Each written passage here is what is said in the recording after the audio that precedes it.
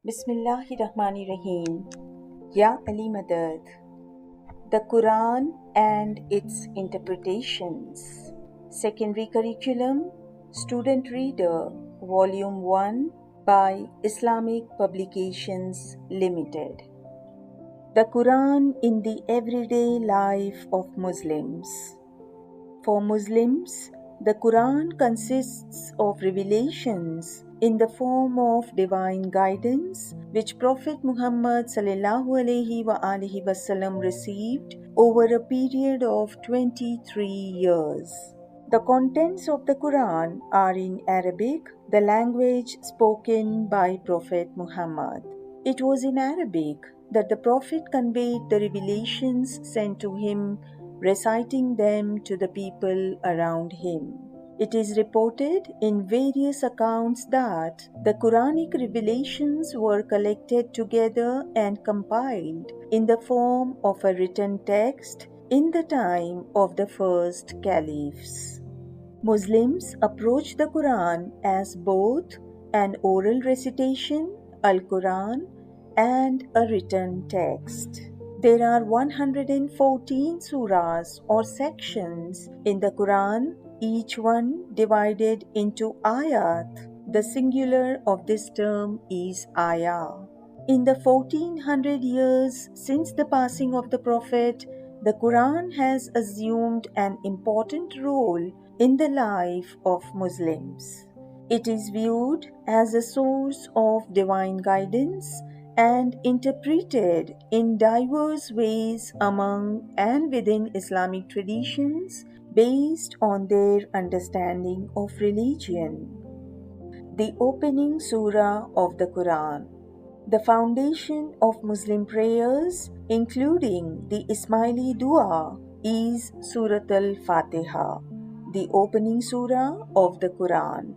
It is recited in both congregational and private or personal prayers. These prayers include salat or namaz, dua, and tasbih. The surah opens by invoking the name of Allah, who is described as the compassionate and the merciful, two of the many attributes of God. He is also praised as the Lord of all creation.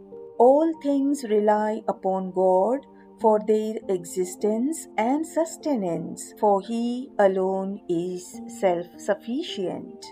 The surah reminds believers that God is also the master of the day of judgment, to whom each soul is answerable for its actions. Life in this world, al-dunya, is viewed as a preparation for the next world, al-akhirah.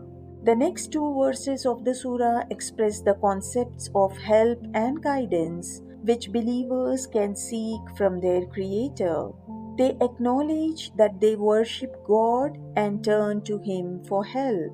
The surah ends with ayat in which believers pray to God to guide them towards the path of those whom He favors and away from the path of those who have gone astray. In the Shia tradition, those whom you have graced is interpreted as referring to the prophets and the imams. They are viewed as al-Sirat al-Mustaqim, the straight path leading believers to God. A hadith on Suratul Fatiha. Below is a hadith of Prophet Muhammad on Surat al-Fatiha reported by Hazrat Ali.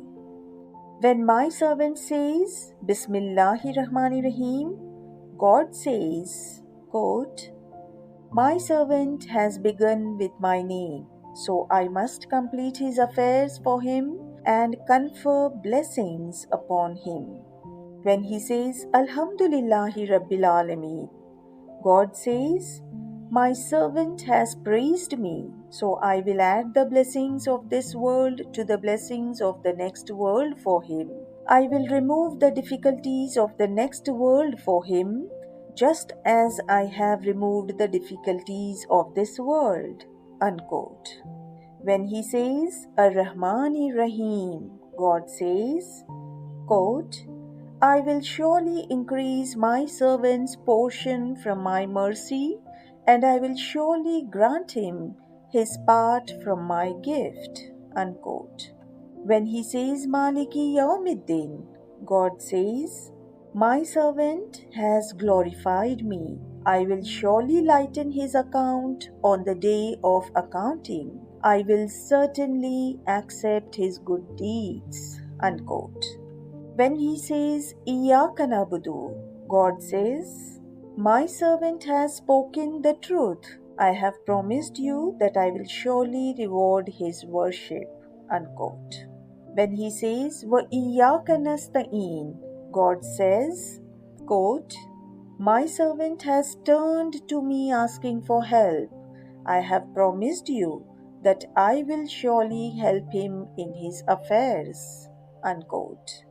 When he says Ihdina Sirat al Mustaqim, to the end of the surah, God says, quote, I have answered my servant and I have given him what he expected and given him assurance regarding that which he is to be feared.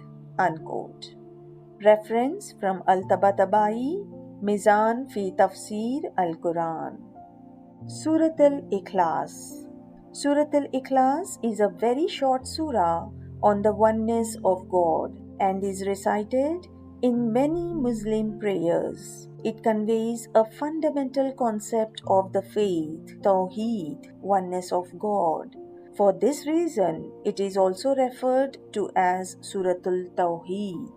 The surah expresses in powerful words the uniqueness and eternal nature of God. Allah is Al-Ahad, the One. He is Al-Samad, a term with different meanings such as the eternally supreme, the one sufficient in himself.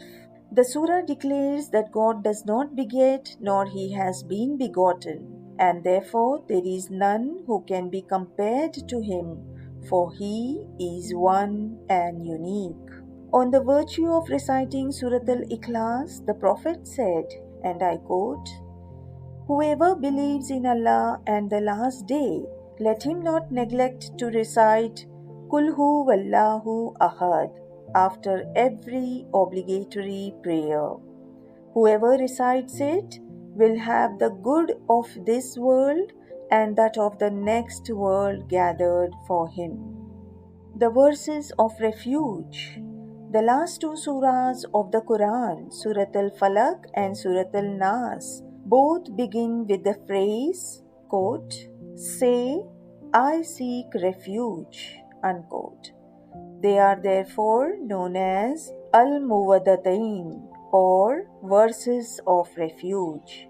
In reciting these verses, believers seek God's protection against evil and express their intention to refrain from acts which are disapproved of or forbidden.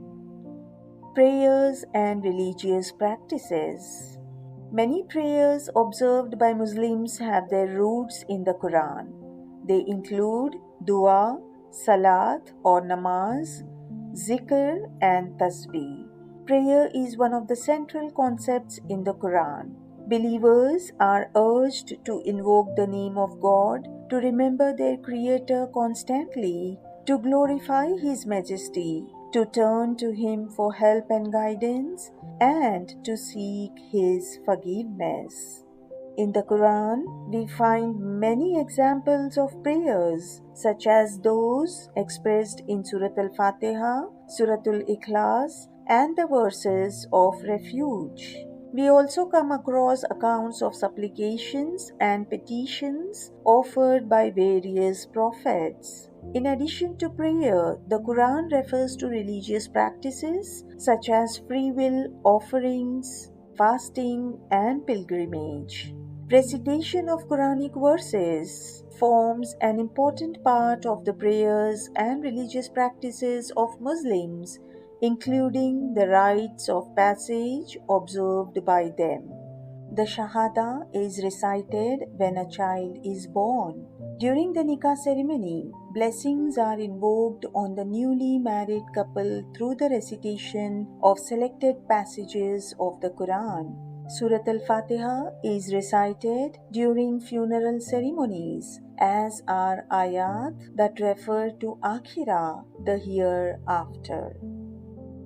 When someone passes away, it is customary to say, Inna lillahi wa inna ilayhi raji'un. Indeed, to Allah we belong, and to Him we shall return.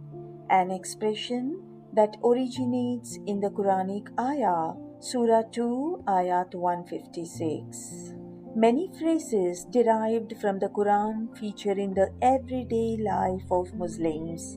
These include beginning a task with Bismillahir Rahmanir Rahim, in the name of God, the Compassionate, the Merciful, ending a task with Alhamdulillah, praise be to God, reciting the phrase Inshallah, God willing, for future undertakings, seeking forgiveness through the phrase Astaghfirullah, I seek forgiveness from God, and glorifying God by phrase Allahu Akbar, God is great. The greeting Assalamu alaikum, peace be upon you, and the salutation for the Prophet and his family Sallallahu alaihi wa alihi wasallam, also derive from the Quran. Quote, Indeed, Allah and His angels bless the Prophet. O you who believe, invoke blessings on him and greet him with the full greeting of peace. Surah 33, Ayat 56. Devotional and artistic expressions of the Quran. Reciting the Quran. Muslims experience the Quran-e-Sharif orally as something they recite, or orally as something they listen to being recited. In both cases, recitation plays a key role. The recitation of the Quran reminds Muslims of the experience Prophet Muhammad had in the cave of Hira when the Quran was first revealed to him. According to tradition, the first revelation issued to the Prophet was the command Iqra, which means recite. Quote, Recite, Iqra, in the name of your Lord who created man from a clod. Surah 96, Ayat 1 and 2. Recitation of the Quran lies at the very heart of prayer. It is used in the performing of daily prayer, invocation of God's blessing, glorification of His might and majesty, and remembrance of His name as a reminder of His constant presence. The art of recitation. Over time, the art of reciting the Quran developed as an independent discipline. The system and rules of recitation are called tajweed. Some of the elements of tajweed include knowing where one must or may pause or must not pause in the recitation of passages, where vowels are to be lengthened, where the pronunciation of a letter is to be nasal, and so on. Some rules of tajweed are derived from the Quran itself, such as reciting the verses in a slow and distinctive manner. Many hadiths also tell us about the Prophet's own recitation of the Quran. Quote, a Prophet's companion reported, I saw the Prophet reciting the Quran while he was riding on his she-camel. He was reciting Surat al-Fath or part of Surat al-Fath very softly and in an attractive, melodious voice. Unquote. We also find references in religious literature to the outward zahir and inward batin states of reciters. Examples of the outward state include being in a state of purity and performing actions such as prostrating when certain verses are recited. The inner state includes approaching recitation in a state of awareness of the elevated nature of God's words and the kindness He has shown to human beings by revealing the Quran to them. It involves concentrating on the words being recited and being open to the discovery of new meanings within them. Listening to and memorizing the Quran. Listening to the Quran forms an important part of Muslim prayers and religious practices. Believers listen to the Quran with respect and reverence and view it as a means of receiving God's mercy and blessings. The Quran describes the effect of God's revelations on the prophets and their progeny. Quote, when the verses of the Lord of mercy were recited to them, they fell prostrating and weeping. Surah 19, Ayat 58. Another verse refers to people who were moved by the revelations sent to the Prophet. Quote, when they listen to what has been sent down to the messenger, you see their eyes overflowing with tears because they recognize the truth in it. Surah 5, Ayat 83. The memorizing of parts of the Quran is also an important tradition in Islam. Some individuals are able to memorize the entire Quran. In many Muslim communities, children begin their religious education by memorizing some of the shorter surahs of the Quran, such as Surah Al-Fatiha and Surah Al-Ikhlas. In Islamic traditions, we also find an emphasis on understanding the meaning of the verses memorized. Hazrat Ali has said, and I quote, learn the Quran, it is the best of discourses. Reflect on it, it causes hearts to bloom. Seek cure with its light, it heals hearts. Adorn its recitation, it is the most rewarding of recited accounts. Thank you for listening. Ya Ali Madad.